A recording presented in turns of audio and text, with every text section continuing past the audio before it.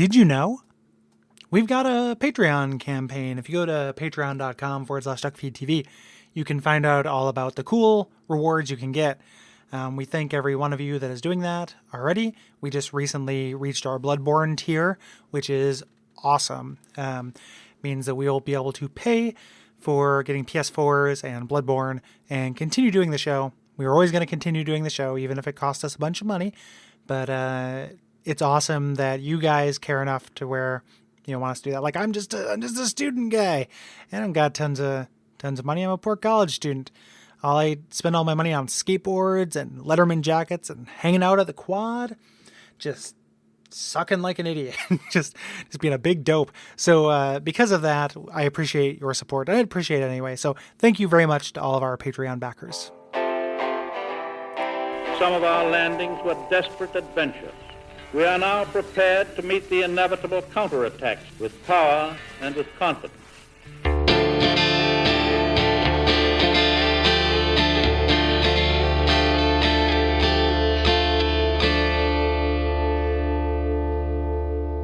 Do you intend to link the fire? Then you must first take the throne. Prove your worth. Find the ancient crowns. Seek adversity, and they will be yours. And your wishes granted. My name is Gary Butterfield. My name is Kole Ross. My name is Angelica Norgren. And you're listening to Bonfireside Chat. It is a cursed favorite.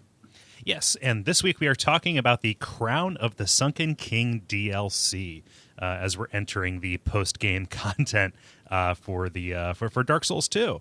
And as you heard, we are joined by, I'm going to say it, this is Angelica? Is that how you say it? I'm sorry? You can say Angelica. That's fine. Okay, cool. I want to make sure I'm not being like, the American pronunciation is the way. But, no, the American pronunciation is just fine. If I were to say it in Swedish, I'd say Angelica. But okay. Angelica is fine too. Yeah. Yeah, and you, Angelica, are from P3 Games, which is a radio show over in Sweden. Is that correct? Yeah, that's right. It's a public service radio show that goes every Saturday for 2 hours on national radio channel P3, which is like the youth channel. So we have a show about games there. I like to think more of it as a show for not so much about games as it is about like gamer culture and gamers. So yeah, I figure people read the news online. People already know the latest stuff. So we try to do other things like this week's episode is all about our favorite weapons in games. And we like brought an expert on the show. He's an expert on historical weapons. So we ask him dozens of questions and try to figure out what the best video game weapons are. Stuff like that. Yeah, that sounds great. Yeah, that sounds awesome. How is Sweden so on point that gets on the radio across the entire country? Yeah, well, people love it. It's our 8th season, so I've been doing this for 4 years. Wow! So it's going pretty good.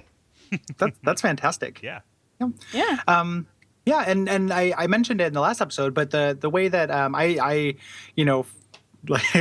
was going to say I'm embarrassed to say. I'm not embarrassed to say that I would not know about this radio show, except for one of our listeners, at Stella King on Twitter, pointed you out to me. So I'm very happy he did. He or she did. Yeah. And very cool. Yeah. And there's also a blog as well that you do. It is it like the some of the stuff I have is through direct translation, and I think it said like Xbox girl and brother.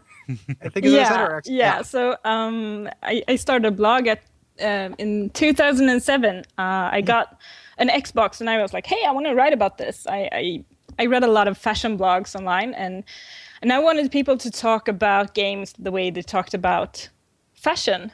So I started a blog, and then later on my brother came on and started writing with me, and that's how I got into writing about games. So I've been having this blog for quite a few years. I don't write as much anymore since I have the radio show, but it's really what got me into like game journalism. Yeah, super cool. Can you talk to us a little bit about your relationship to the Souls games, or have you always been into them from the beginning, or did you get into them kind of in the middle, or? I think kind of. I started playing Demon Souls, and I got so pissed that I stopped, which I understand is an experience a lot of people have. I remember writing like a poem about it. Do you remember? Oh, I don't remember the movie. It's like an old movie. Oh, is it called 10 Reasons to Hate You? Because that's what it's called translated in Swedish. 10 Things I Hate About You. Yes. Yeah, that movie. Yeah. Like she reads a poem about why she hates him, and I wrote that exact poem about Demon Souls for like a news site about games. That I remember this. But I really got hooked when I started playing Dark Souls, and then I went back and played and finished Demon Souls because I didn't finish it the first time. And I just fell in love with Dark Souls. I've been playing like forever. I've been playing since I was 5 years old. And I played a lot of games. But lately, I haven't really felt as challenged by games until I started playing Dark Souls. And it was like something inside of me just awoken. Something that I've been missing in games. It was such a great experience. And I know everyone who's listening in is probably a Dark Souls fan, so I'm pretty sure people know what I'm talking about. But when you talk like this to people who haven't played Dark Souls, who doesn't get it, you sound like a lunatic. Because, because it's really such a different experience from what you're used to. Because since it's my job to know everything about games, I play a lot of different games. I need to know things about pretty much every game that comes out. So I really play a lot of games, a little each. But I keep coming back to Dark Souls all the time. Our friend did I Bob, answer your question? Yes, absolutely. Very much so. Our friend, have you ever seen the movie They Live? I don't think I have. In the movie, Rowdy Piper, actually, the wrestler, gets a pair of magical glasses that lets him see how the world really is. And it's full of these like aliens. And our friend Bob compares Dark Souls to that. Like once you play Dark Souls, it's like putting on the glasses from They Live, and you see kind of like how other games actually are. And And everything gets compared to Dark Souls. Yep. It's like if it isn't better than Dark Souls, why should I play it? That is a plague across this network. Actually, well, it's kind of like that time in Dark Souls when. Yeah, definitely. And I've been speaking so much about it to my friends that I've got a lot of my friends interested in starting playing Dark Souls. So, like, I remember having a girls' night, having my girlfriends over for dinner. And this was booked some time ahead, and I didn't realize it was the same evening that the Dark Souls 2 beta would be online. And it was, it was like, what was it, like 3 hours? Something like that, yeah. And I was having a dinner at that time, so I gave them some wine, and everyone sat on the sofa playing Dark Souls and took turns. And that was awesome. Change of plans. Yeah. That is great. Yeah. But they were in on it, so that's good. Yeah. So what did we cover last time, Cole? Last time we pretty much covered some odds and ends from the main vanilla Dark Souls 2, right? So we plumbed the depths of the abyss. We went dark diving, and then we traveled back in time to see the truth of King Vendrick's War on Giants, doing the giant memories. And that episode kind of concluded with us killing the hollowed Vendrick himself. Yeah. Yep. Yeah. And then, but now his clothing is glowing. Ooh. Because his soul is hanging out by his clothes. So maybe he he should have washed them more. Yeah, wash the memories out. Yeah. It sounds like Eternal Sunshine of the Spotless Mind, wash the memories out. But yeah, so we can go back in time and talk to Vendrick, and he kind of gives us our quest log for the 3 DLCs that we're going to be covering. Yeah. And provides a lot of context for some of the stuff that we've seen, because Vendrick is only spoken of kind of in hushed tones by everybody, so it's a bit refreshing to hear it straight from the man himself, right? Mm-hmm. And it's all the more heartbreaking to see his actual full humanoid form as compared to his desiccated hollow form, right? Yeah. Yep. Yeah. Angelica, did you find, like, how did you first come to the DLCs? Like, I know since you're plugged into that world, you probably knew that they were coming out and everything, but the game dropped all these kind of in-game clues about it as well that I always thought were kind of neat. Did you stumble across any of those? Not really. I think I got the items in my inventory and I went where I was supposed to go. I think a fellow journalist actually told me like, "Oh, you just go there and there's where it is." So I didn't really pick up the clues. I have a very special way of playing Dark Souls because since I'm a journalist, I actually got access to the game. I think I got it like 2 weeks before it was released. And at that time, like there was nothing. There was nothing online on if I were to get stuck anywhere, which you do when you play Dark Souls. I had no one to ask. I couldn't Google it because there was nothing online. So I really went into Dark Souls 2 completely blind. And I had to manage pretty much everything on my own.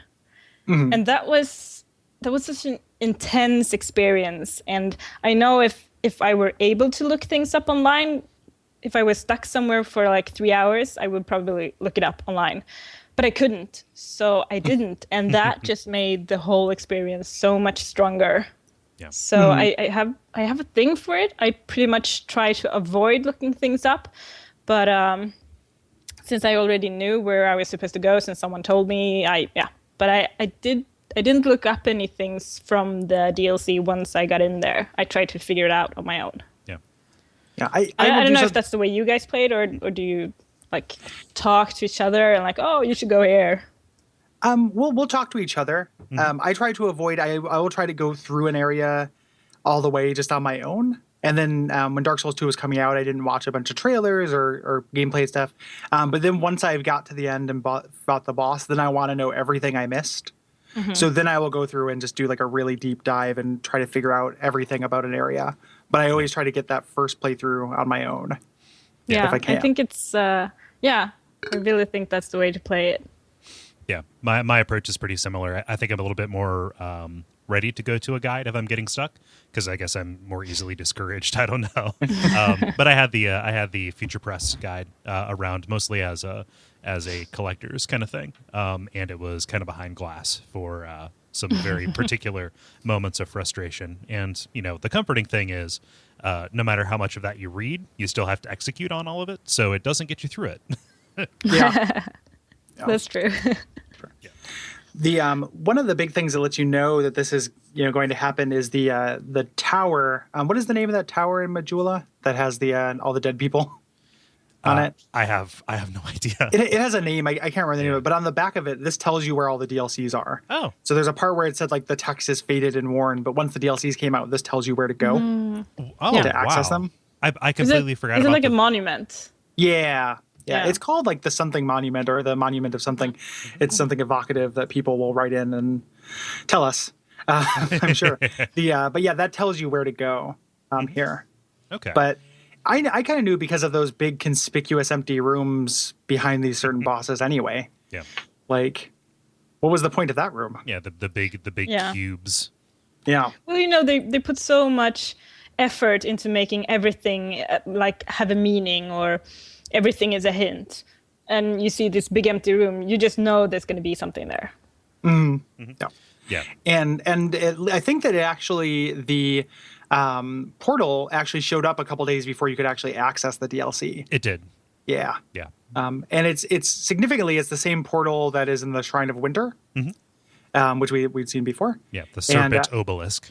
Yeah, and it has those little kind of reliefs on the side that have little bits of story to them as well. If you read those, so it says something like it says that you're forbidden to go there, and it talks about essentially just it being an ancient kingdom in Dark Souls speak. Yeah, like it's pretty esoteric. Yeah, It's very cryptic. Going to face hardship befitting a monarch, right? Yeah. Yeah. Yep. Man, when I went and saw that warp room for the first time, like, going in fully knowing and expecting it to be the gigantic cube, I had heard rumors that, this had updated. That kind of took my breath away. Like Yeah. this whole thing is incredibly beautiful. Like after the Black Gulch, which is kind of just this horrible, corrupted place. And once you actually go in, it is even like the intro to this is one of the stronger. And actually, this intros to all three of the DLCs I think are really strong. Yeah. When you first go in. So where we're headed is Shulva, the Sanctum City, which was a secret kingdom built around a slumbering dragon named Sin. Everything here is designed to protect or worship this dragon from kind of the outside. And one day, a man named Jorg, from an order of Drakeblood Knights, sets out to destroy the dragon and bathe in his blood, which is gross. And after sinking a spear into the dragon's belly, Sin started spewing poison and killed and hollowed the entire kingdom more or less at once. Yeah. I love that inversion of the usual valorous knight goes to kill dragon thing. Yeah. You know, just the way that it takes that kind of cliche and turns it is incredibly evocative, along with just the overall design of this place.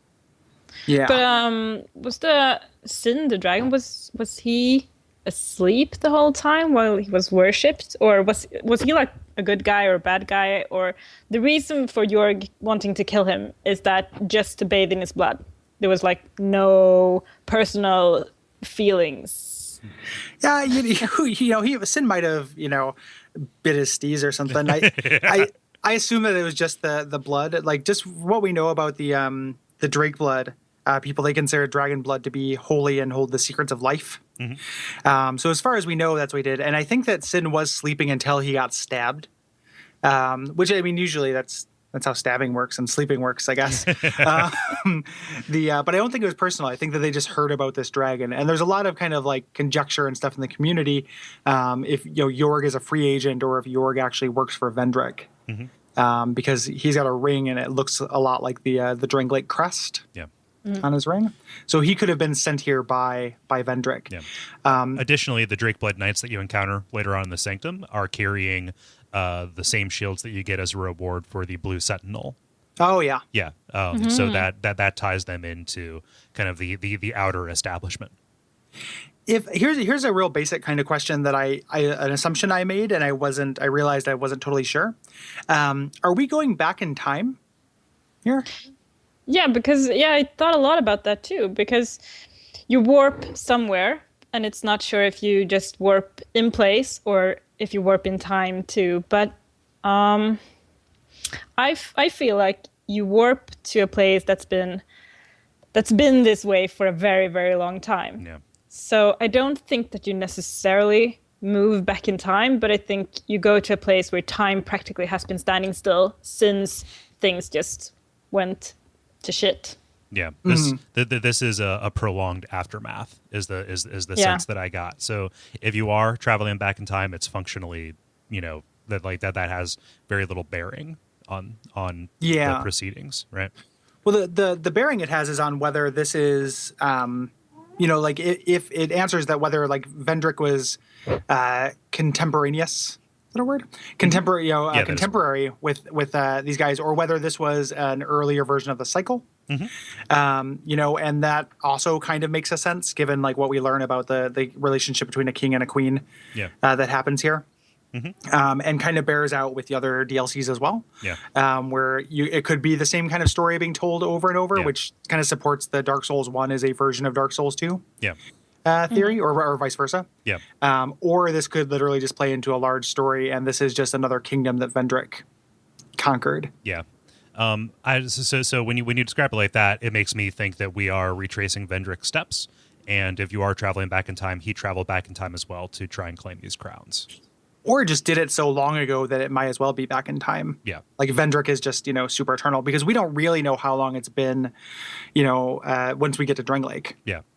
So. When this siege on that fort can last, for generations, so that you're fighting in the same war that your grandpa fought in, time is not working on the scale that you presume it is, right?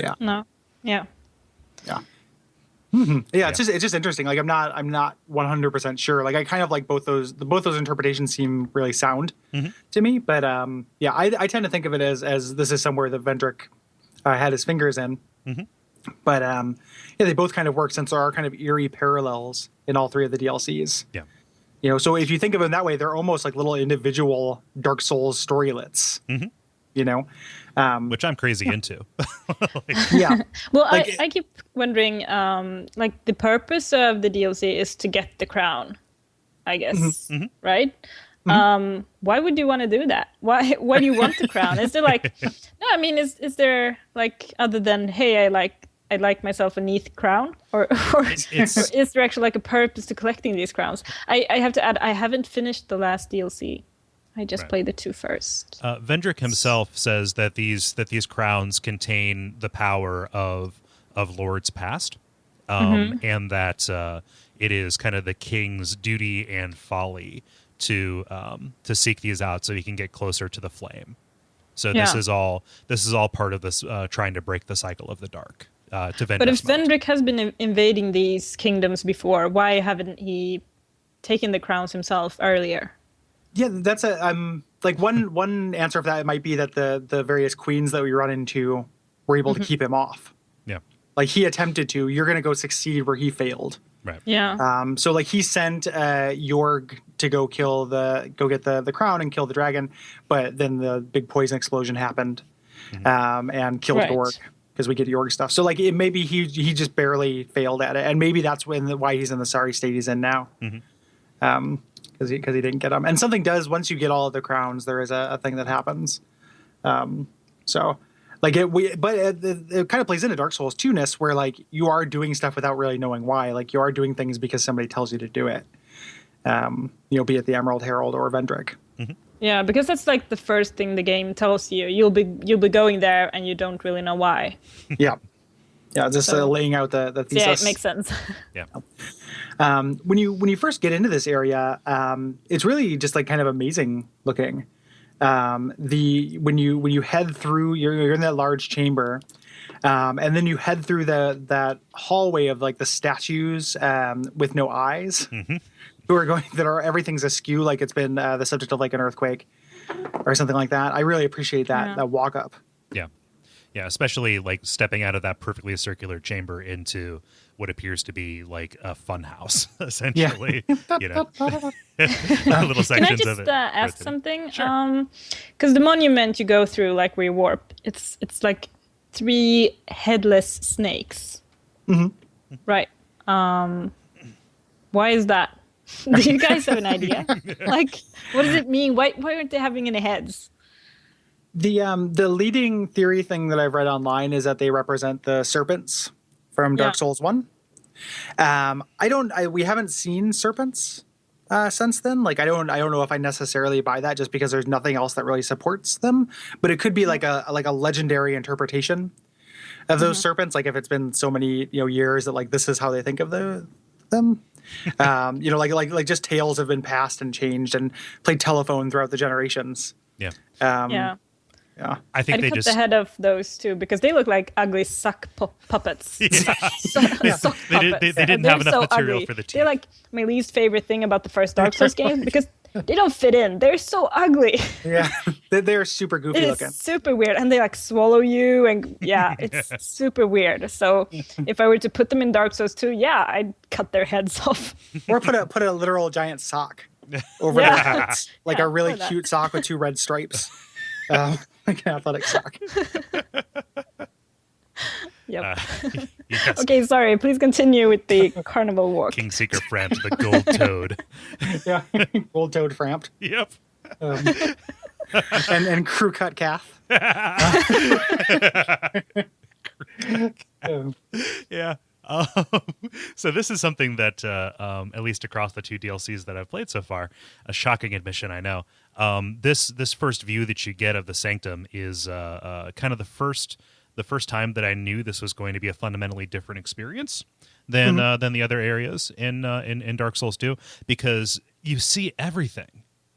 Like Yeah. this vista that you get, overlooking the ziggurat, I got a distinct sense of like, yes, I am going to go to there.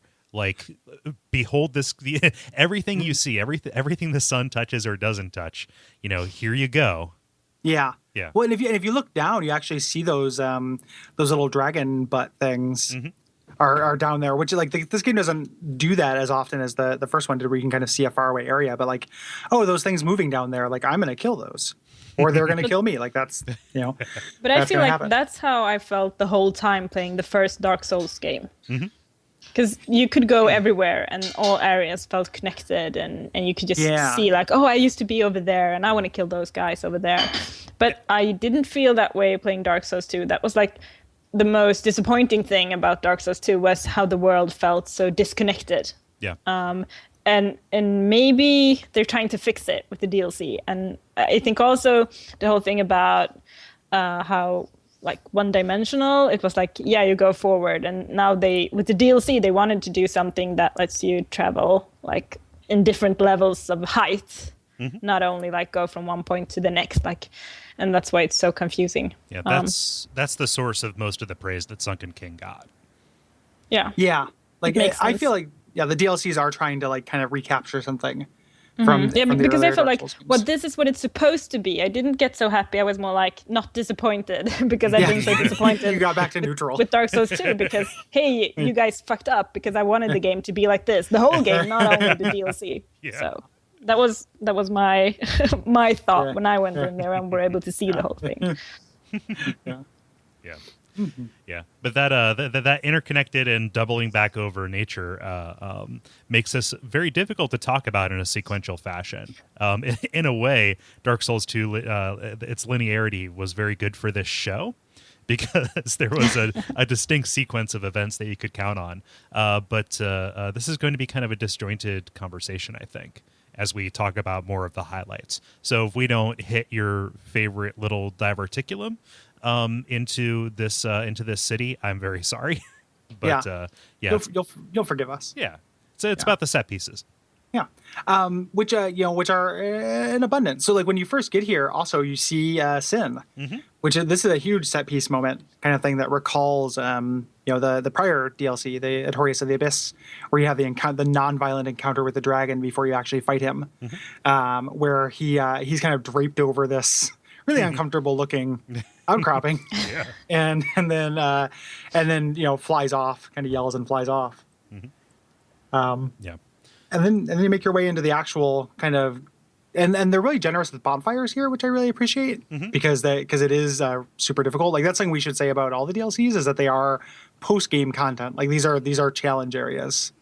I feel like all three of them are pretty hard. Yeah. And pretty much everybody that I've read writing about this or talking about this has said, "Oh, I went into this and my build was not right for it." Yeah. I think that speaks more to just a general difficulty because I've never heard somebody say, "Oh, you have to use this obscure pyromancy to get through." Like everything is just tough. There's no easy way to like cheese this. Yeah. Mostly because of these, the rank and file that you run into, these Sanctum soldiers who, they punish you for, being, or like they can poison you. Well, they introduced the poison cloud ones a little bit later. Yeah. These ones, though, you can still get close to, but they have super crazy high poise. So they're very hard to stagger. So if you're playing a strength build, you can't just kind of knock these guys around. Like you have to be cognizant and block and fish for backstabs and such. Yeah. Angelica, what kind of build did you initially take into this DLC? So my first build was a this dexterity build. I think I used the warped sword, and let's see. I think I made some kind of scythe, like a dark scythe or something. Yeah. And I finished the game, so I was pretty high level, and I didn't have any trouble with it actually. Pretty much, I think all the bosses went smoothly. I even did the dragon on the first try, actually. Oh, wow. But for this show... What? I said, well, ooh la la. I just said... well, for the show, I wanted to like play it again because it was a while ago since I played it. So I took another of my characters that actually had just gotten to the Black Gulch, and I was getting ready to fight the Rotten. So it was like the perfect place in a playthrough to actually go there. I thought, because I had this hex build with the sorceries, and I went straight into the DLC and got my ass handed to me. It was super difficult playing with only hexes and sorceries. I had a lot of trouble with the knights in the beginning. Yeah, their resistances are crazy out of whack. Yeah, because I was used to being able to just one-shot things, and no, not those guys. I had to I used the fire sword that you find in the beginning, which is really good, like for a long time in the game. I used that a lot and tried to backstab them, but I died so fast. I could take like 2 hits and then I was dead. So, It's very rare that you're going to be fighting one of them at a time too. Like they're set up to cover each other with both archers and with like kind of backup melee. Yeah. And you're introduced to the big gimmick of this first area, which there are these switches, these magical, looking mystic, switches that you hit that raise and lower platforms that you can either use for cover or they can actually damage the guys. If they're standing on them, it will hurt them. And you can kind of set these things up in order to get some cover from the archers while you fight one group versus another. I think it's very elegant the way they first introduced this, where like the switches are non-critical. It's just an advantage to show you like, hey, maybe I'll try hitting that and see what happens. And then later to actually get to different areas and uncover more significant secrets and bonfires and such, you have to use them. Yeah. And also, the enemies are using them as well. A way that I got bones a couple times was raising one of them without realizing that some enemies would be riding them. Yeah. And so here's special delivery, 3 of these Sanctum soldiers. Have fun. Again. You're dead. Yeah. Like, send them back on down. Just gotta click it again. If you ride them, there's like some interesting treasure and stuff that you can find. Like the DLC start introducing to kind of answer that idea that like, I don't have a good build for this. They introduce some really highly upgraded equipment. You get a longbow +7. Yeah. From riding one of those things. And so like if you're like, oh shit, I need a ranged weapon, I've never used one. It's like, well, here's one that's like appropriately leveled for this point in the game. Yeah, and there's also like a hint to how you're supposed to utilize those towers, that you're supposed to hit these switches from far away. Yeah, which is a different way of looking at a Dark Souls world. Like it's more akin to a Zelda, where you're trying to scan for these things and recognizing that they deliberately designed this so that I would have to stand in this particular place in order to see how to actually proceed. Yeah. This is definitely the most Zelda area of a Dark Souls game. This specifically outside the temple area of Sunken King, and I was kind of happy that the whole DLC was not like that. Yeah, like I like these things, but I've always said a bunch of times like one of the things I like about Dark Souls is how it's not a puzzle game, and the introducing these things, like I was like, this is really novel, but I'm glad Dark Souls doesn't do this all the time. It was really pleasant, like kind of having this shifting landscape, though, contributing to this feeling of being lost. Yeah. In it, which I kept getting, which is something that doesn't happen in a really linear, most levels in Dark Souls 2. So I really liked that. Like I did get very confused in this area outside the temple for quite a while. Yeah. And it feels like it's designed in such a way that there are little side roads that will take you into a particularly confusing area, but it will drop you back into a place that's halfway familiar. And so by kind of groping around, you get a still imperfect, but at least workable understanding of the way that all of this fits together. Like I couldn't draw you a map of this place, like I could, a lot of other areas. But at the very least, it works, and I love the way that they reveal that piece by piece. Yeah, and you get to a lot of high places from where you can look down and actually try to piece the area together. Yeah, and get a really commanding view of all the different switches. Because as you make your way, like once you get to the actual run-up, I'm getting a little bit ahead of us, there's just that series of switches you have to hit in order to get that bonfire, which is kind of a cool run. But let's talk about these bug things first. So that's the other enemy we run into here, are these really cool looking insect enemies, which like one of the big criticisms against Dark Souls 2 is there are not enough non-humanoid enemies. And I really like the way these things move. I really like their moves. I like how they sound. Yeah, they're so you got nasty. good moves and a good sound. I want to sign you to a record label. Corrosive insect. The Corrosive Insect Records by Mr. Insect. This album is guaranteed to go rust. Yeah. But I love the way that they take over a room. Like, it is just obvious that they are turning the ruins of the civilization into their hive. Unsuccessfully and little by little, but it's still very unsettling. Just the way that they have these corrosive egg sacs laying around. Yeah. But I feel like they don't really belong in this city. They don't really feel like part of the lore. I'm not sure what are they doing there. Are they like vermin? Yeah, like they moved in Probably. after the city got abandoned. They were maybe attracted by the poison or what have you, and just kind of like decided to set up shop. But what do they that's my eat? guess. There's like no trees, no bushes, nothing. Well, there's one tree. Yeah, one. Yeah, they eat that guy. They eat Sad Sack up in Cry Mountain over there.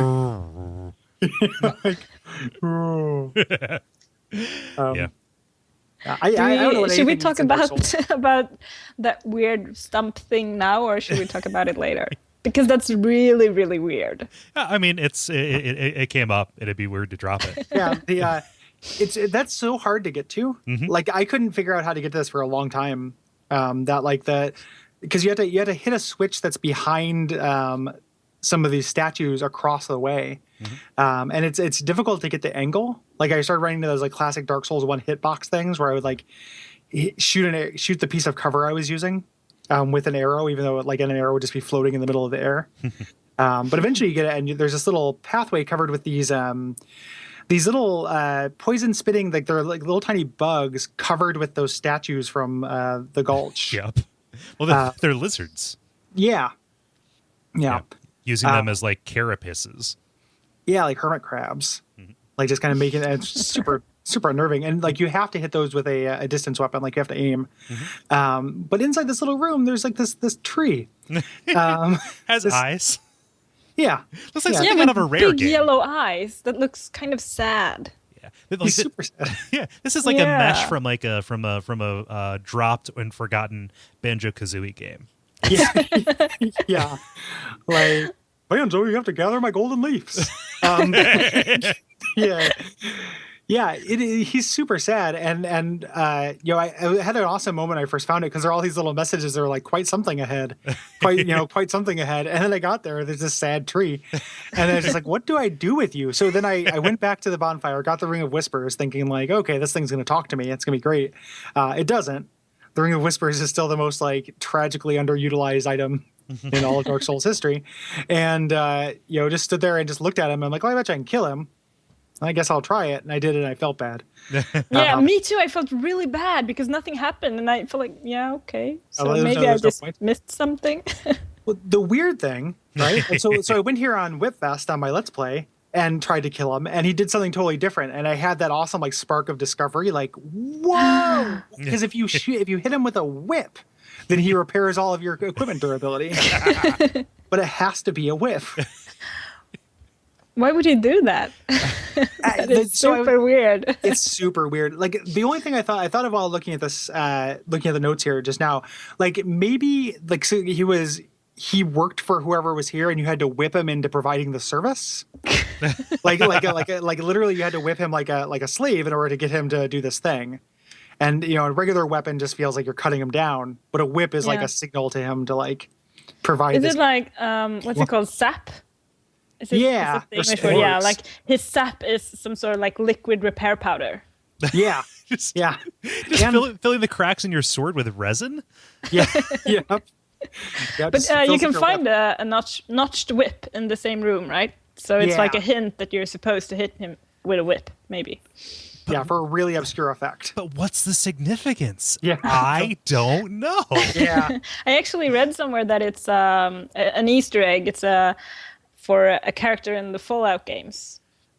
Oh, it's supposed to be Harold. Yeah. Yeah, the talking tree ghoul thingy, Harold with Bob. Do you remember him? Yeah. He's I'm funny. I'm just trying to think of like how sad it is if Harold ended up in Shoulder the Sanctum City. Like, Yeah, that is super sad. as But a- it doesn't sound like a kind of From Software thing to do, to include that kind of Easter egg. yeah, it's not. We're not talking about. It's not Borderlands. Yeah. Like it's it's From. They don't do that stuff. Yeah. No, they don't. Their reference pool is pretty small, and it doesn't extend to comedic. It extends to Kingsfield. Yeah. Like it just extends to games they've done. Well, Berserk and shit And like Berserk, that. Yeah. I don't know what to make of this. It's really cool, and it feels like another one of those merciful decisions. Like, okay, we're going to make you run through all this corrosion stuff. Here's a way for you to repair your durability, or just the fact that this is such a long area anyway. Like you're going to run into durability problems. There's like, okay, like let's just have some fun. Like I pretty much just attribute this to Dark Souls 2 having a much more distinct sense of humor than any other Souls game. Really, this is hilarious. Yeah. Yeah, it is. It kind of owns. Yeah. Like it's kind of awesome, even though it's a little frustrating.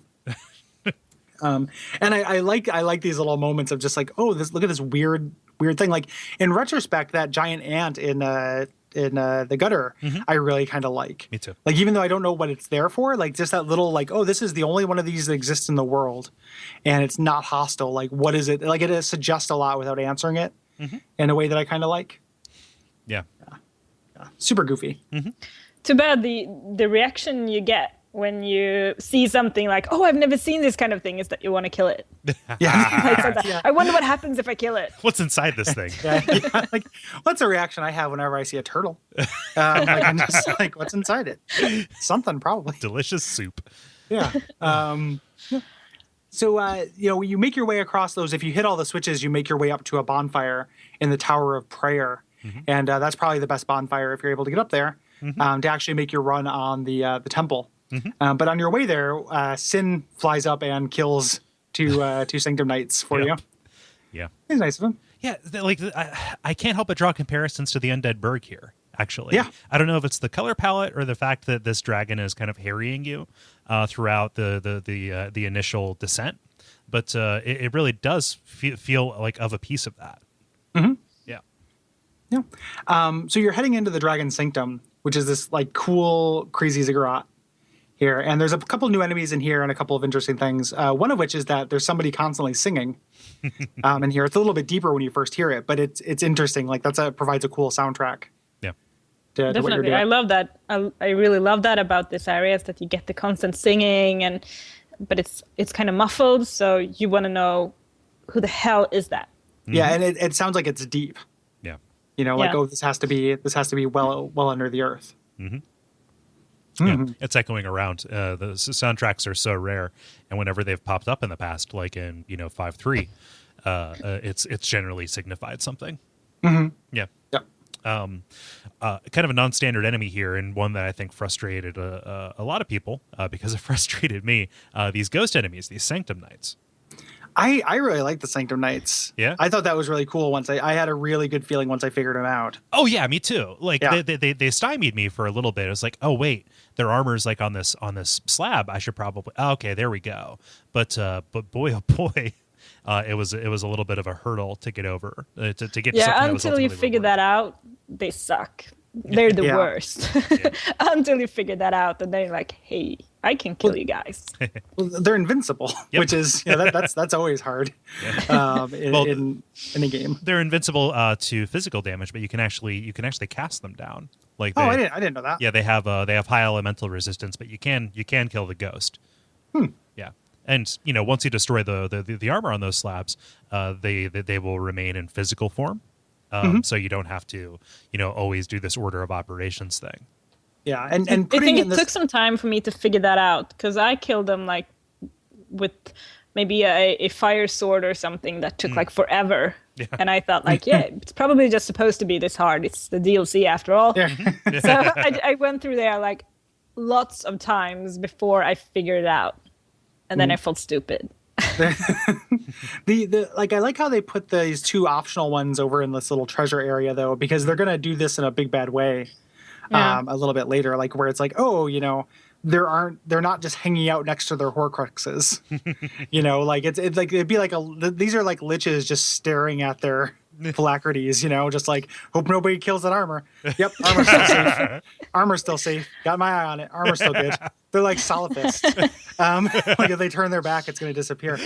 But later, like that where you have to actually do that mad dash through that burial chamber later, I really love. Like that's really hard and great. Yeah. Yeah, and you get a bunch of cool treasure in this area, which is pretty rad. You get the Katarina helm, which I think is probably the best single piece of armor if you're going to wear it with other things, because it makes anybody look like a spaceman. Yeah, and you get a whole bunch of upgrade materials and a soul vessel. Like this is top tier loot in terms of usefulness. And in all the DLCs, soul vessels are fairly prevalent because they want you not to feel like you got screwed over by having a build. Yeah. Like if you need to go respec for some new stuff that you found, they want you to be able to do it. I have like 7 of them. Yeah. Yeah, I haven't used very many of them, but it was cool to be able to if I wanted to. Mm-hmm. Like, I found a really unique weapon. Let's see what it's like. Yeah. Mm-hmm. You go a little bit deeper in and you get introduced to another enemy, these Sanctum priestesses, who are doing some of the singing. Like this is, a group effort that they're all doing. What were you talking about recently where there was also singing? Huh? Aldia's. No, wait. Yeah, Aldia. Yeah. Oh, yeah. Yeah. They're singing there. Yeah, with the Milfindedo and the Demon of Song. It's a little bit similar to that. These are priestesses who are singing in order to keep Sin asleep is what their equipment says. But they are hex casters, and boy will they wreck shop on you. Yeah, and they're pretty squishy, like all mage characters, but they do an interesting thing a little bit later where you have to actually get through this rotating door and are kind of exposed to a lot of danger. So to run by is kind of disincentivized. Yeah. So you have to kind of like take everything out one by one. Yeah. Yeah. Those rotating doors, I love them from like a visual design standpoint. And they do something interesting to the gameplay, which is, give this murder hole to a platform on top. So oftentimes there is something very dangerous put in there. And also they're kind of relying on you understanding that there is a gap between, like a time gap between when you press the pressure plate and when it rotates so you can like ride it up. Mm-hmm. Yeah. Yeah. And you can get up there and get that archer that's up there if you like.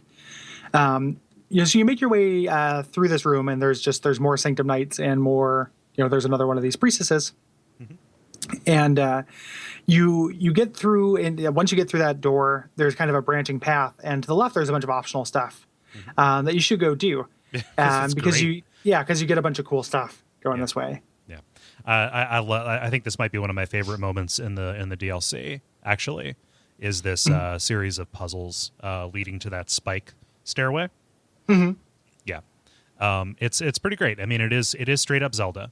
But the visuals again on those spikes headed down to where you get the puzzling stone sword. It's pretty neat, and again that novelty speaks to me in a big bad way. Yeah, and the puzzling stone sword rules. Like it's really crazy super and cool. Mm-hmm. Yeah, I love it. It's magnets. So like you can swing it around like a whip, but then it actually just kind of shunts back together. It's like who's the person from Soul Calibur? It is like Ivy. Ivy, yeah. Yeah, she's my favorite. Soul Calibur. So I was super excited when I found this weapon. I'm pretty sure there's an Ivy Fashion Souls at some point. Somebody's oh, sure. That. Yeah. It's actually a pretty good weapon, even though it lies to you with its scaling. Like it says it has A scaling and dexterity, and that's not the case. It says S scaling. Actually, or S scaling. I just looked it up because that is crazy. That's something that's like at least from what I've seen, a lot of the DLC weapons are mixing and matching movesets. Mm-hmm. So that it actually gives you this weird set of versatility. Like this will be both a straight sword and a whip. There's a lance you get later, Yorg's lance, that is both a spear, a lance, and a twin blade. Mm-hmm. Like it is kind of tapping that variety to create these unexpected combinations. Yeah, which is part of like the PvP meta, I think. Mm-hmm. Like being able to set people kind of off guard. Like this weapon, even fully upgraded, doesn't do tons of damage, but it is really unpredictable. Yeah. And but yeah, that scaling is an outright lie. Like even if you have very high dex, it does not do that much that much damage, even fully upgraded. It's a shame that it's located so far into the game. I suppose you could make a run for it, but it would be great to do a build that is entirely around this.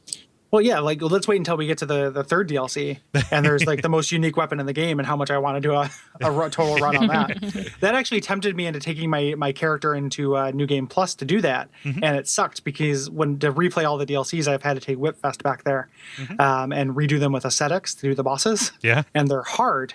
They're New Game Plus with just whips. It's difficult.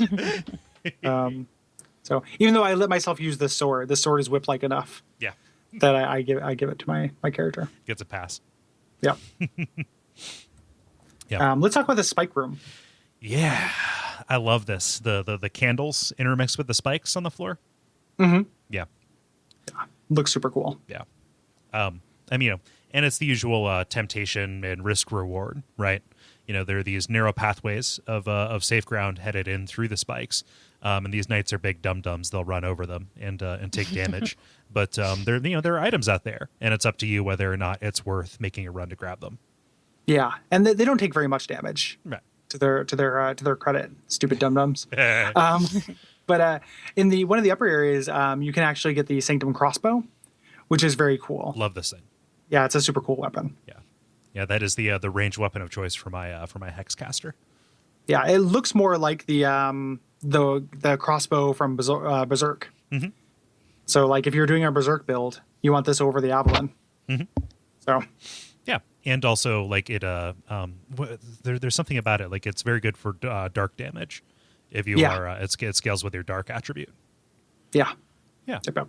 Mm-hmm. So in this area with all these spikes and everything, there are tons of these ghost knights, but nary an armor set to be found, which is kind of frustrating. But eventually you come to this huge burial chamber where all of their armors are, but there are 3 knights in there, and any of which that could have chased you from there. So you end up doing this kind of Benny Hill, like run around, smash an armor, and then just keep doing laps until you've made them corporeal. Yeah. To attack. Yeah. I think this was the area I was talking about earlier when I said I had to kill the knights with my little tiny fire sword dozens of times. This is actually the area I was thinking about because I explored the whole thing like really carefully, but still this was the area I found last. Wow. So I don't know how many times I kill those guys without actually making them like corporal first. Wow, so just plinking away these ghosts as like 5 of them are bearing down on you? Yeah, I thought that was what I was supposed to do, I guess, because I didn't find the like burial chamber until like the last room I explored, because I think I got sidetracked by all the items. Mm-hmm. And I figured like, hey, there's got to be a way to actually get to these things. And I kept looking everywhere, and I just figured I guess I have to kill these guys like this. Yeah. But once I find the burial room, that felt good. Yeah. Yeah. Mm-hmm. Yeah, you get the Eternal Sanctum key down here, which is kind of your key to proceed. You can use this to get to the optional challenge area, but that is not recommended. Full stop. At least not yet. You should see it. Yeah. But because this is starting From Software's long series of jokes about the PvP. Because as you continue kind of further down into this area, you run into the first of their like upping their invader AI game quite a bit with Jester Thomas. Mm-hmm.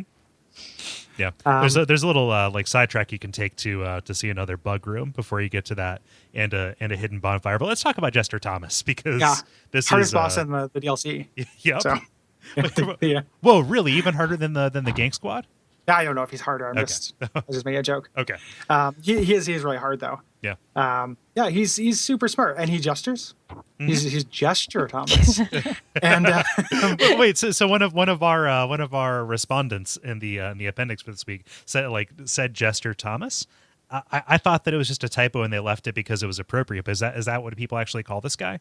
Oh, I don't know. I was just making a joke. Okay, I didn't know if that was the pet, like the community's pet nickname for this instance of Jester Thomas. He might be. Yeah. He does gesture, and his name is presumably Thomas. Yeah. So like in like if he was a gym buddy in high school, like you could conceivably call him Gesture Thomas. Okay. But yeah, he's real smart. Like he sets up that what is it, the warming light Yeah. to heal. He does a lot of area control. Like, it's a really tough fight. Yeah.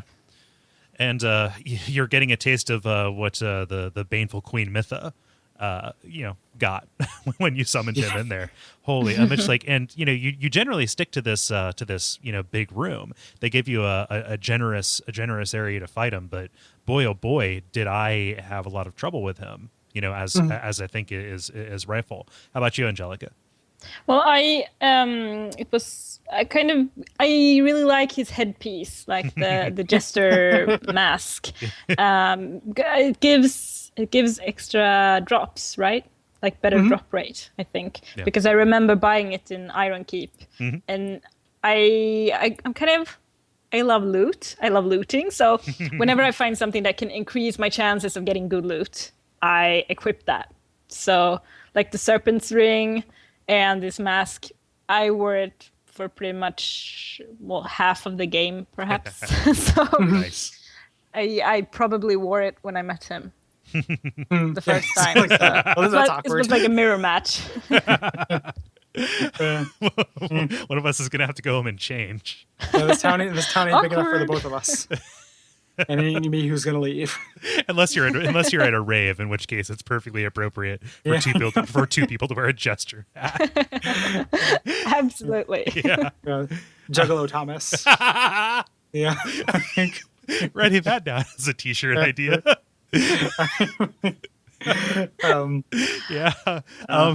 Functionally, this is pretty similar to the Jeremiah fight from Painted World. From the Painted World, because he is just straight up dual wielding pyromancies in a way that you can't, and he does not let up once he starts.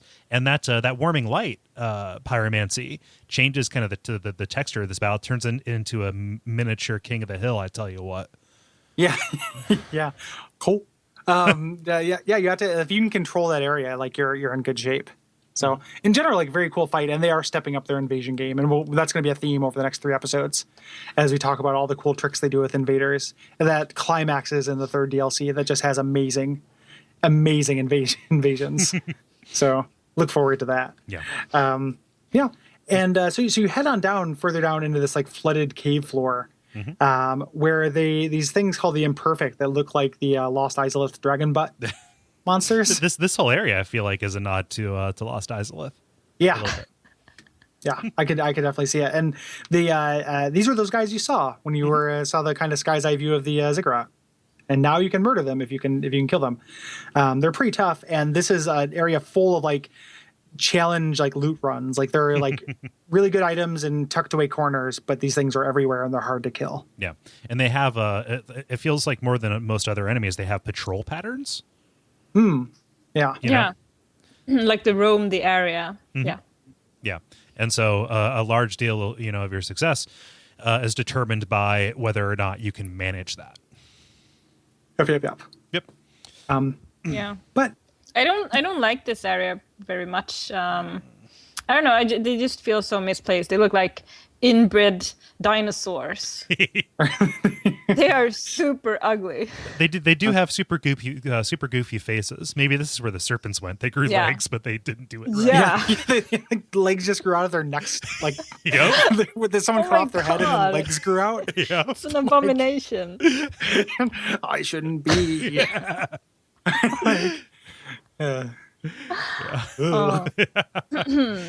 This might be the lowest point in the game. Yeah. If we're talking about proximity to the Earth's core, then yes. Well, you go further. Oh no, you don't go further down because you go back up. Yep. When you go further down to fight the boss. So this is very low. Yeah. Some people like to get on top of things. I like to get to the bottom of things. Yeah, you're like the anti-Ulali-Lalo or whatever the guy's name is. I don't know what he is. Ulilia? Yeah. I can never remember that guy's name. No. It's weird. Like when I try to put it in the show notes though, and I'll just start typing U's and L's and it'll autocomplete. Yep. So it's like in my EverQuest griefer, it was just the name was just a combination of uppercase I's, lowercase L's, and lowercase I's. So it looked like a barcode and nobody could type it.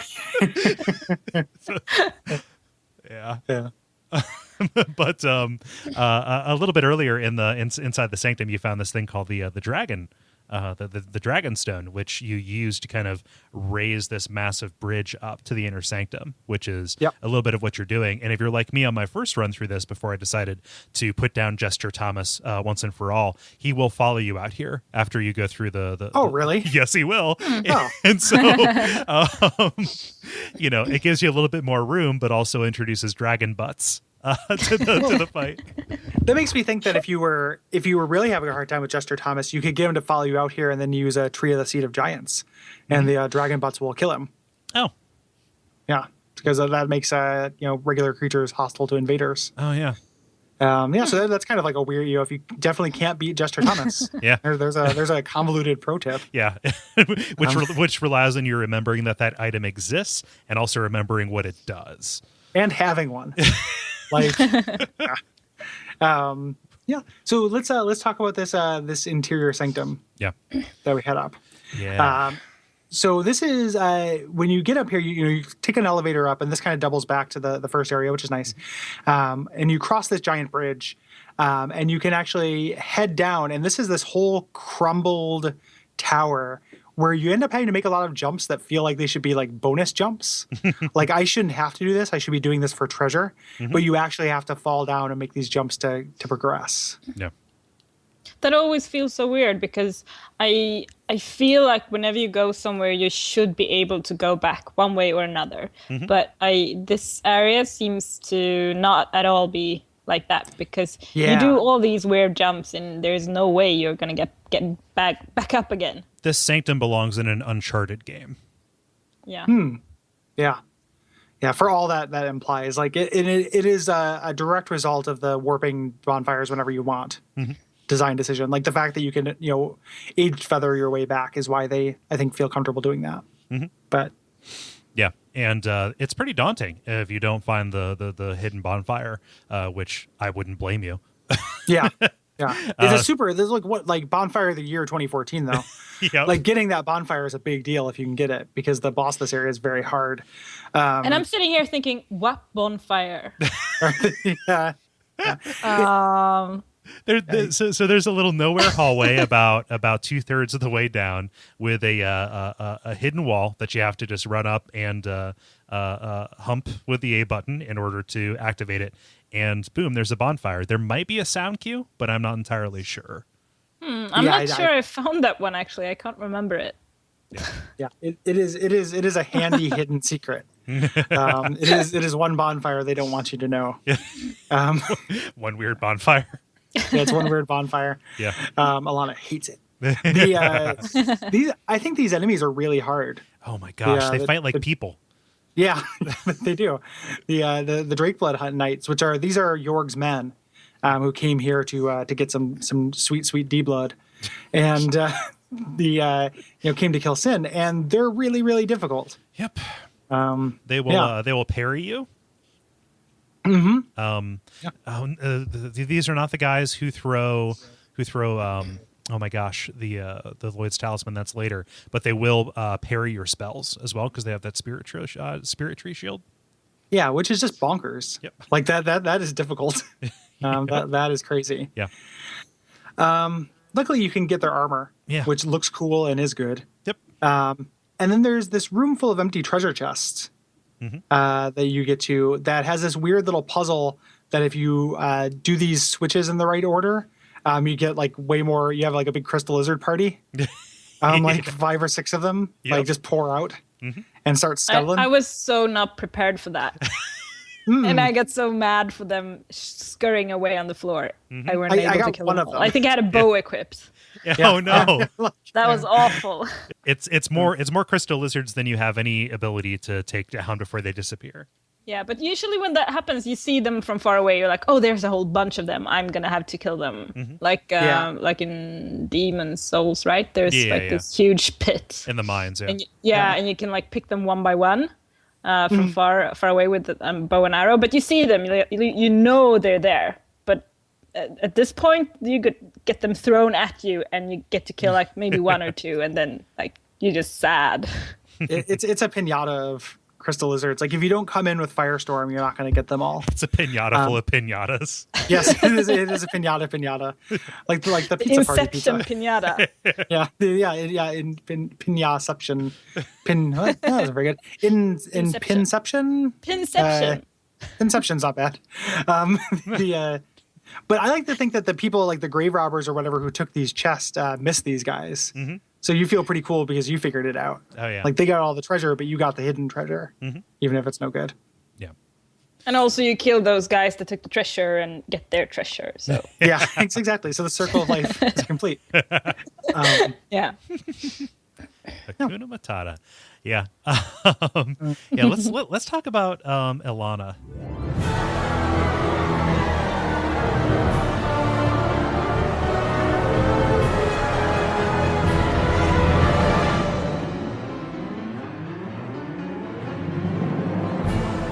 Yeah. So you head down here. There's a couple summons which you can take, which is helpful. Like Ilana, this is another of the daughters of Manus, which is a super evocative phrase that I'm really glad they did something with. Like having more than one shard of Manus, as these things is really cool to me, and they all represent different things. Yeah. And Ilana is kind of like they kind of put their worst foot forward. She is the most generic of them. Yeah. I think like she is about anger and vengeance. She has wrath. Yeah. Yeah. Because you get the wrathful axe, and she looks like Nishandra. Yes. Like she has the same kind of body type as Nishandra, except she is the squalid queen. So she's made out of kind of poison and branches and such. She looks like she's wearing a dress made of exposed muscle and nerve fiber. It's like I find her design to be super like Bjork.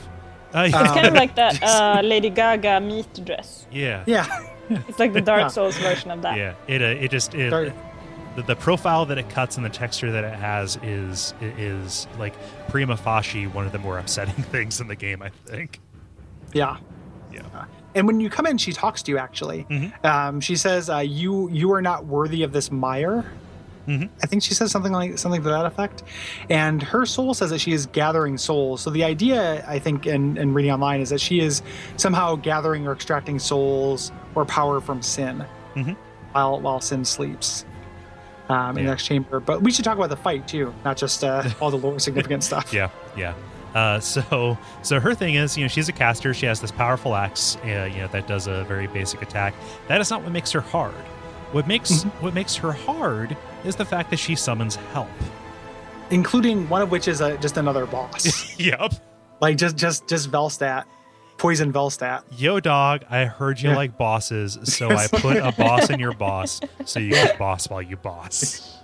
Sorry to invoke a meme, but that is exactly what happens, and it's fucking ridiculous. Yeah, it's hard. I think Ilana is super hard without help. Like if you bring in a human player so you can split, like fighting Ilana by herself is not too bad. If you can bring a human player that can keep Velstadt busy, I think you can do okay against Ilana. Soloing Ilana is ridiculous, and like she does, I think it's random. I used to think that she only summoned Velstadt if you brought help, but then I went in solo and got Velstatted. Because sometimes it's Velstadt, sometimes it's skeletons, sometimes it's piggies, sometimes it's the piggies from the first village, little poison piggies. Here's a pro tip. Sometimes it's Velstadt and piggies and skeletons. That's true. Here's a pro tip. If you get piggies, leave them all alone because I think it affects the time it will take before she summons again. So just fight her for a while. The way that I think it works, at least in my, and I butted my head against her like 50 times. I'm not even kidding. It was so dispiriting.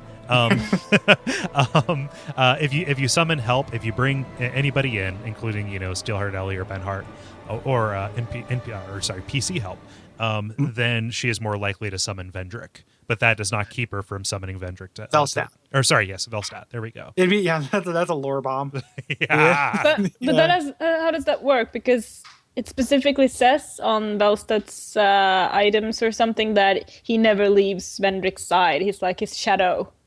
How can she summon him, or is it like a copy of him, sort of made out of sticky stuff? I don't know. I think it is just like a creepy crawly's Monster Lab mold version of him. Like I think it's her like mocking You know, I think it's like literally like a mockery. Yeah. Would that mean that she has met Velstadt? That like Vendrick and Velstadt went there and she met them and saw him and is therefore able to make like a copy of him. That's my guess. That like holds, if Velstadt didn't get the crown, or not Velstadt, Vendrick didn't get the crown because he's sending us. I'm guessing that at some point him and Velstadt were here and she maybe fought them off. Yeah. And that's why she knows about it. Or the other thing something I read online, and there's no support for this, I just kind of like the idea, is that she's drawing things from your head. Because she's only drawing things that you've seen before. Yeah. Even though you can go here before you fight Velstadt. But like, you know, those piggies and the skeletons and stuff, like those piggies are pretty particular too. To a thing. So like the idea that she's actually pulling from your thoughts. Do you see those piggies anywhere else than Majula? I don't remember. There's the one piggy in Seldora. Yeah. Yeah. Okay. Because it would be weird if she had piggies, actually. Yeah. I also saw some theories online about it being Velstadt's brother who's been branded a traitor. I'm not sure, I don't remember his name, but I saw some theories on that too. Yeah, Raim. It is not Raim. That's confirmed later. Just as you go through the game, we meet Raim. So okay, I probably haven't gotten there yet. Yeah. So she is pretty difficult by herself, you know, but the help that she summons makes her feel functionally impossible. Yeah. She has a lot of spells that will control the area. So I forget the name of that pyromancy that sets up the mine, but she'll drop like 2 or 3 of those. Flame Swath. Flame Swath. There we go. Yeah. Yeah. Which YouTubers pronounce Flame Swath. Oh, cool. Constantly. Yeah. I just hear people say Flame Swath all the time. Something we didn't say about the arena, you're fighting her in front of another, like a copy of that dragon mural. Yeah. Yeah. Which, if this is a kingdom that predates Vendrick, then that means that is a legend that is older than all of them. And it's not just endemic to, Vendrick and Aldia. Yeah. Yep. Or it is something that, if this is from the past or what have you, this is where it came from. Oh, yeah. Like the recreations that you see in modern time are based on this. Like this could be the original, because this seems to be about a society worshiping a dragon, which we know to be true of Shulva. So this could make sense for the example of that mural. Yeah. And maybe this, kingdom fell, during the cycle, because everybody thought that, okay, we need to keep this dragon happy because the dragon is going to be the ultimate way to break the cycle. Yeah. Then Yorg comes and Yorgs it up. Yep. Mercifully, like right after this, there's a bonfire right before the final boss. Yeah. Of the area. Like it's pretty kind in that. Like this boss run up is a nightmare for Alana if you haven't found the hidden bonfire. This next one is a breeze. Yeah. Which is really nice. And you can summon half good help here. Transcendent Ed. Eddie. Like Transcendent Eddie. Like he's a guy who sells like repaired VCRs. Our deals are transcendent. Meditation tapes. Yeah. And then Abbess Fiva, who remains garbage throughout all the DLCs. Like every time you can get Abbess Fiva, she's the worst. Never summon her. Yeah. But you can summon them for the next boss, Sin. Yeah. I fucking love this fight. Yeah. It's so good. Yeah, Sin's really cool. Yeah. What was your experience when you first ran into Sin, Angelica? Yeah, I mean, I knew it was going to be a dragon, but I was kind of disappointed because one part that we haven't mentioned is it's like a side boss where you fight these grave robber guys, like 3 of them. And I felt like so far all the bosses that I've met in the DLC were like, I've seen these guys, I know these guys, I've beaten these guys before. I felt like I wanted something new. And I didn't get that. So when I got to the last boss, I really was hoping to be surprised. I missed the way I felt when when playing Demon Souls, and I got to like the second boss of the first world when you meet like this huge knight. Yeah, the Tower Knight. Yeah, and I really liked that boss battle because it was so different. I was hoping I would get that feeling again. And I really didn't from any of the bosses in the DLC. So when I got to Sin, I was just really disappointed. But I had a really good fight. I think as I mentioned before, I think I did it on my first try, which is like super exciting when you manage to do that. Like your pulse is so high, and you're like sweating and screaming. So I was disappointed, but I had a really good fight, and it felt good beating him. But I was hoping for more, something different. Not just like, hey, there's a dragon. Sometimes he flies in the air and he can spit stuff at you. Yay! Yeah. Dragons are cool. Yay! Like we've done. If you played Dark Souls 1, then like we've had a good dragon fight. But just for Dark Souls 2, this is the first kind of good dragon fight. Which is the reason why I liked it, just because the ancient dragon is such trash, and the guardian dragon is really minor. So like it is, I don't feel like I agree with you that it's not something like totally new to the series, because it does have shades of Calamite to the fight, but I like it for at least in this game, like being the first big dragon fight in the game that it does right. And part of that is probably just how much I hate the ancient dragon fight. So yeah. At the very least, for what it lacks in novelty across the series within the game, this is one of the few, big scale boss fights you get that isn't, just somebody who is 1.5 times the size of you.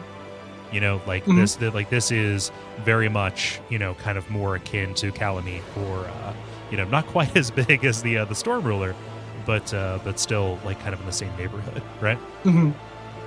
Yeah. Yeah, and you're in. But I think the when I play this, I don't think I've looked up very much about the lore at all. So now I'm more aware about the whole cycle thing, and like maybe there's a point that these creatures look like other creatures that I've met and so forth. Yeah. I don't really think I grasped that concept when I came here the first time. Yeah.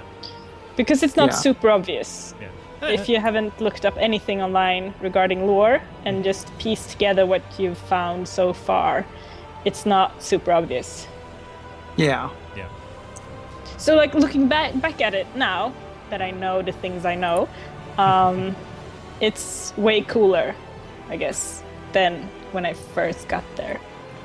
Do you get the point? Yes. Oh, sure. Yeah. This is, but that first impression still remains separate from and distinct from your appreciation of it as a whole, right? Like that in a lot of ways won't go away. Yeah. Yeah. Did you solo Sin, Angelica? Yeah. I probably brought the white summons. I think I remember the one that sucked, Fiva. Yeah. Fiva. That's pretty much it. But I think most of it I did on my own. Yeah. Yeah. I usually I have this kind of rule set up for myself. I imagine a lot of people do, but I try to always beat the bosses without getting help from other players, because that's almost always too easy.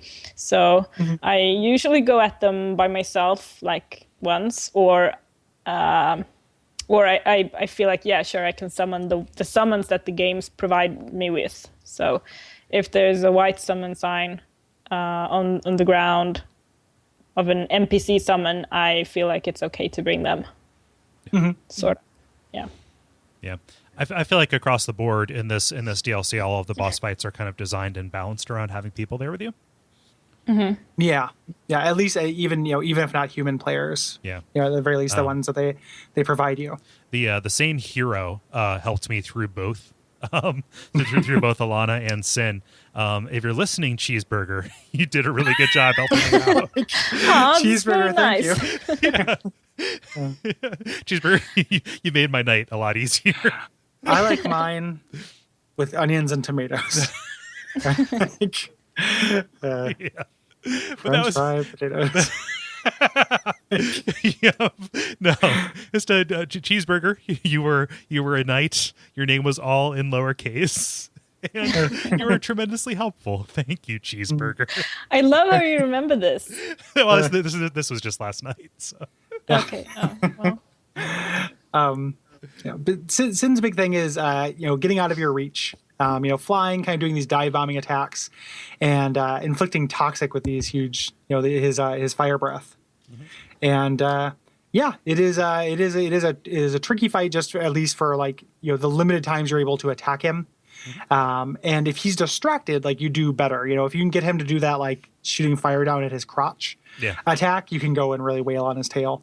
Which you can again cut off, but for nothing. Yeah. Which is a shame.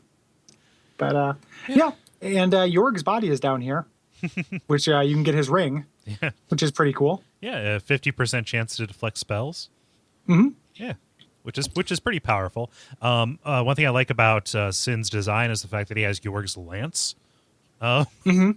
sticking out of it, and also you get that lance by cashing in his soul, which makes no sense at all. So, if somebody shoots me and they use my soul, did they get a version of that same gun? They get bullet soul. Yeah. It's because it's such a part of Sin at this point. Yeah. It's Sin has it has grown around it. His flesh has kind of grown around the spear, which is really kind of creepy looking. Yeah. It's a clean, or not a clean, rather. It's not a clean wound. It is a weird little thing, but it works out kind of well. After you beat him, you actually get the crown, which we talked about. All of the crowns have a special effect to them. Oh yeah. This one, I'm getting them confused. I remember what Iron Crown and the Ivory Crown does. What does this crown do? Do you remember? I think this is a stat boost. Yeah, it's a stat boost. I forget exactly what it is. Of the Sunken King. Let me not so subtly Google this. Yes, what it does is it increases endurance, strength, dexterity, intelligence, and faith, but it lowers vigor and vitality. Yeah. So it's not a bad little headpiece. I know that those items that increase stats are really sought after for soul level 1 runs, because they help you use different equipment. Yeah. That you wouldn't be able to use. But let's do the optional area real quick. Yeah. Talk to the Cave of the Dead. Dun, dun, dun. Dun dun dun. Yeah. Use that Eternal Sanctum key back towards the beginning of the sanctum to immediately head out of the sanctum and up back into an area of the city that you haven't been to. I like that this gets you up on top of the ziggurat. So you're right on level with where you first entered. So you get kind of the opposite counterpoint view to the introduction here. Yeah. Yep. And there's another invasion. This is Rock Shield Balder. Who this guy tosses Lloyd's talismans at you, which is his dick move. And luckily he's right around. If you set down that elevator, you have a nice pit to kind of kite him around. Yeah. And makes him not too bad. Yeah. Otherwise, you're fighting him on a bridge. Yeah, which is not the place to fight him. You want to get past that if you can. But the Cave of the Dead itself is the challenge dungeon. So each of the DLCs has their own challenge area, similar to how the Abyss, Chasm of Old, was the challenge area for the first game. And this one, there's these little areas where you can summon. If you don't have the DLCs, you can actually get summoned in to help for the challenge areas and get a taste of them. So in that very first room, if you put down a summon sign, you can get summoned here. Into this area. Yeah. When you do that, you also have a chance to get drops of DLC exclusive items. So it's possible to get the puzzling sword without actually having the DLC. Yep. I didn't know that. That's really cool. That's really nice of them to include. It's what those weird statues are. Yeah. In this first place, they correspond to the statues in the first area. Yeah. So it's kind of neat. Yeah. And there are people, you can summon human players, which is a good idea because they will actually run to the boss. Whereas if you summon the NPCs, they will stop and fight everything until they die. Yes. Which is likely because everything is a lot of things. Yes. Yeah. It is a straight up super gauntlet. There's Alphys and Rapacious Andre are the two NPCs here who are like not bad, but they will die. Yeah. So unless you protect them, which like if you're doing this boss run 1,000 times, which I'm sure you will be, you don't want to clear the area every single time. Like that's no fun. Yeah. I wonder, can you actually exhaust these enemies on a run? I don't know. I think I mentioned this. I think I've only exhausted 1 or 2 enemies in the whole game ever. So I haven't like really tried it. Like my thing is once I get to it once, then if I have to do it again, I just figure out how to do it without fighting. Yeah. So like this is a really easy boss run if you just run for it. Cause you just go to the right as soon as your first drop down and you're more or less there. Yeah. So, and that's like, I would summon NPCs and then I would do the point thing to try to communicate. Like, let's just go. Like, we're not going to stop. Let's run to the gate. And then most of the time, human NPCs would understand. And that's why I stopped summoning the computer NPCs because they were worthless. Yeah. There are different statues down here, and they kind of crisscross the entire area. I think it has even more coverage than the Black Gulch, even, because you also have these mobile ones. These are red statues as opposed to green ones, and they will inflict petrify on you. Yeah. Yeah. And luckily, I had enough resist where I could just kind of, if I got hit by 1 or 2, it wasn't a big deal. The boss of this area is, again, From Software, having fun with NPC invasions and stuff. This is the experience you would have if you invaded, like, a gank squad, which is a term, like, if somebody has 2 helpers and then they just wait to be invaded and then just murder somebody 3-on-1. Yeah. That's what this is. So Angelica, you were pretty underwhelmed with this. It sounded like. Well, I think I just was hoping for something new, something different, and but this one was pretty fun. I did this one quite a lot. I like to put my summon sign down and help other players. I think that's fun. Yeah. It's not as actually rewarding as it was in Dark Souls 1, where you got like a bunch of souls and stuff. You got your human form back. Yeah. And in Dark Souls 2, it doesn't really give you that much to help other players, except like you get to practice the boss and it makes you feel like a good guy. So I think this was an area where I kind of hung around and helped other players for fun. Yeah. That's nice of you, because this requires help. Yeah. But I don't really... I don't think I played as you guys tell, like you just run to the boss. I usually go through it. I like killing everything first. At least like maybe the first 10 times. And then I just get tired. Because, I don't know, when I try to run, I usually make mistakes. I like to go slow and steady. Yeah. That's more my kind of style. So... I think I maybe play the game a little bit differently than you guys do. But differently, I'm just speaking for me. I think that I don't know if Kole necessarily does that. Like, and I definitely do slow and steady the first time through. Like, I want to drink everything in, but then at that point, like it's especially if I know a boss is going to be some bullshit, I want to get to it really quick if I can. Yeah. I think I'm somewhere in between. And that's probably like the beauty of Dark Souls, that there are so many different ways you can play it, and there are so many different kinds of builds. You always find something. Eventually, you always find something that suits you, that suits your player style. Yeah. That's the beauty of it. Yeah. This is 3 dudes. They are grave robbers. Yes. Essentially, one of them has grave robber in his name. Yeah. But the other ones, they're just wearing mismatched equipment. Yep. They're grave robber, Varg, and Sarah. Yeah, and Explorer Sarah and the Ancient Soldier, I think. Yep, Ancient Soldier like Varg. Yeah. Grave robber, blip blip. But there's like nothing new to these guys. They're like patched up pieces of other characters that you've already met somehow. Havel. Yeah. Havel set, Lucatiel set, and Alva set. And they stole this. I think Vadi says this, but I think I agree with it. Like, these might have been the people who kind of came to pillage the city after it died and stole all this stuff. Not that necessarily means Havel was here. Like, I don't, I think it's just another set of Havel's armor. But there's not that much to the fight. If you have help, it's just a big kind of brawl. If you don't have help, which like I've done this with my build, my big strength build, I soloed these guys. Oh, wow. With Vest, I couldn't solo it. First time through, I couldn't solo it. So I fought these guys 3 times, and the trick is you just run Yep.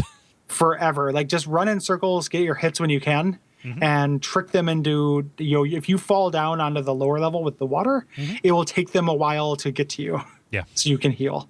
Yeah. This is set up like a multiplayer deathmatch map, actually. Yeah. Is what the design of it reminds me of. Yeah. Yeah, definitely. Yeah. And your reward is a flower skirt. Yep. So It's pretty. yeah, you get a cute bottom, and that's it. Yep, that's it. It's And they it's got give a you pretty big upgrade materials, or they give you high level upgrade materials.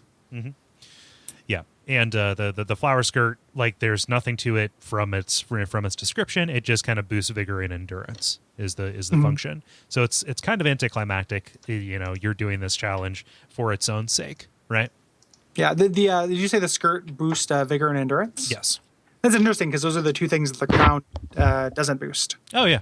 So I guess if you wear the whole set, Yeah.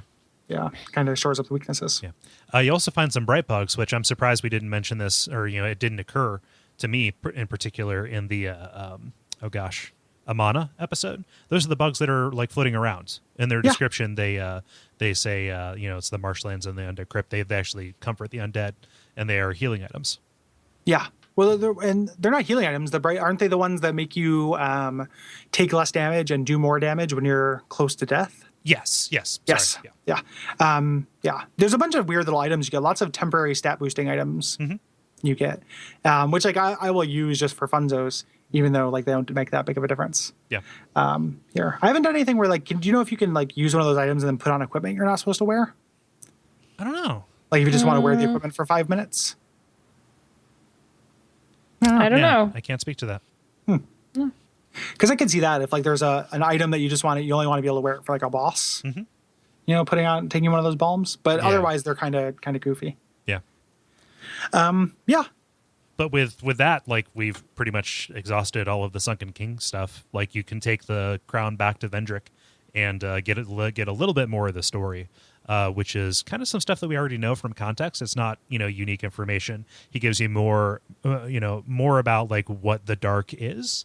And its relationship to the fire, and just kind of he admits that his whole pursuit of power to get closer to the flame is folly, but there's still more to this that you're going to have to uncover with subsequent crowns. Yeah. Do you have any kind of wrap up thoughts, Angelica, about this DLC? I think I probably have been sounding a little bit skeptical. As I said, I was hoping for more new stuff, maybe. But I mean, it's more Dark Souls. I can never complain about that. But I think it's hard for me to actually finish the game before I know I will have something else to play. Because I did that with Dark Souls 1. I did actually not kill the last boss until a few weeks before Dark Souls 2. Oh yeah. Because I have a way of playing that makes me start over. When I get to the end, I start over. I just do it all over again. So I always try to leave something to, like, so that I know that I always have something new Dark Souls to play until the next game comes out. Yeah, hold a little back. Hold a little piece back for yourself. Yeah, because the most amazing thing about Dark Souls is actually entering a new area that you haven't seen, that you haven't been to. Like there's nothing that can give you back the feeling of doing something in Dark Souls for the first time. Yeah. Yeah, so, that new area noise and all of the promise it brings is like the best thing. Yeah, so I'm thinking about maybe I should save like some part of the last DLC or something. I'm not at all answering your question here. Yeah. So I'm wondering if that that disappointment at the lack of novelty is kind of the other side of the blade that cuts from the thing the thing that people praise this DLC for, which is that it does feel like a throwback, right? Like it pulls design cues from Dark Souls 1. In the way that it kind of like layers over on top of itself, and if this is kind of an extended homage to that design ethic, if that lack of novelty is just part and parcel of that. But I love how they dare to be a little bit more goofy with this DLC than with the main game. Yeah. Like the super weird tree that's probably not a Fallout reference, but could be, but it's still a super funky tree somewhere that bleeds repair powder, and stuff like that. I feel like they had some fun with it, and I really appreciate that. Yeah.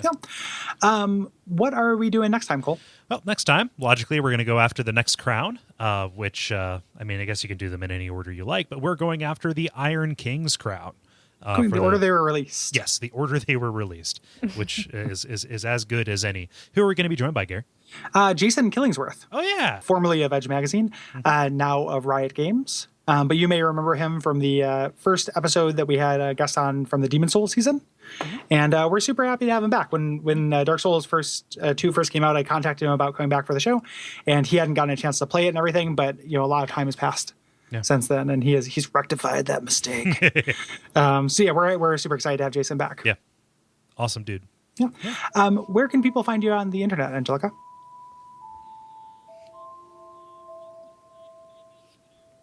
So they can most of the time find me on Twitter. I tweet, but in Swedish, so probably not that helpful. But it's Fröken Norgren.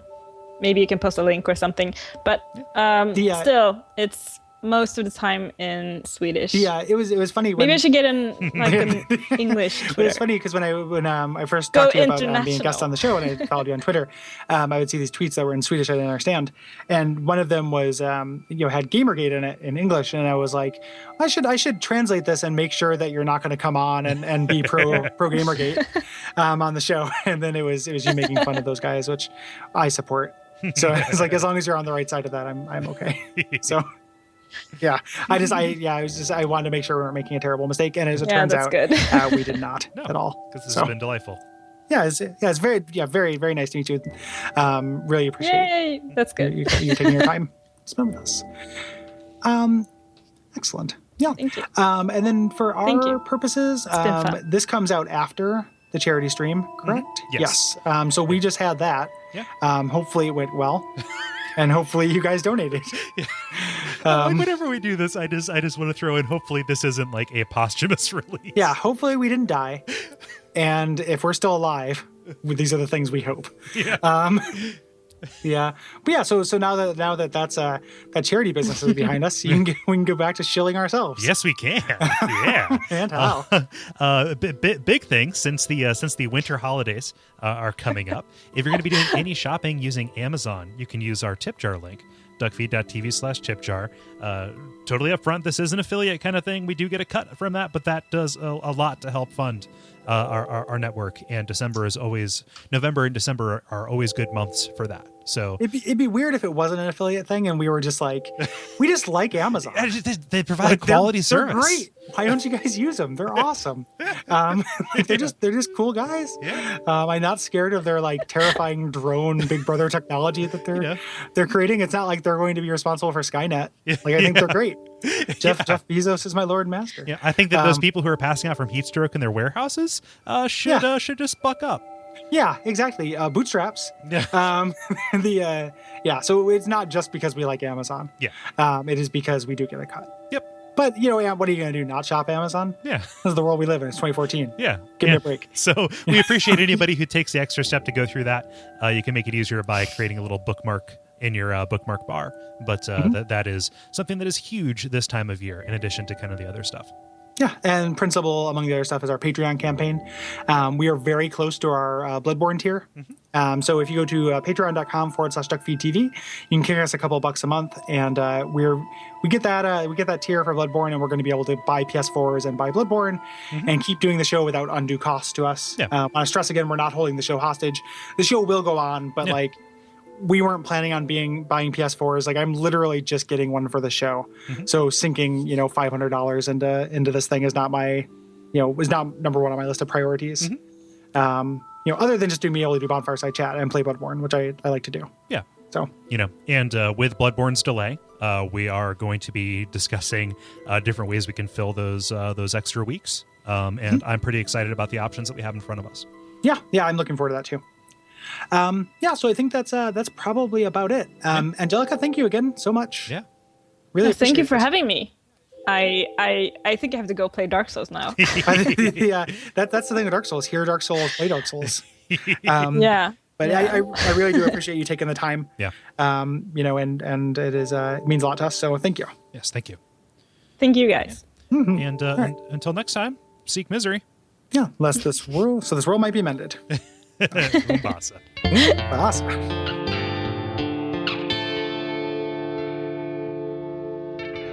And we all pray that we will have far more soon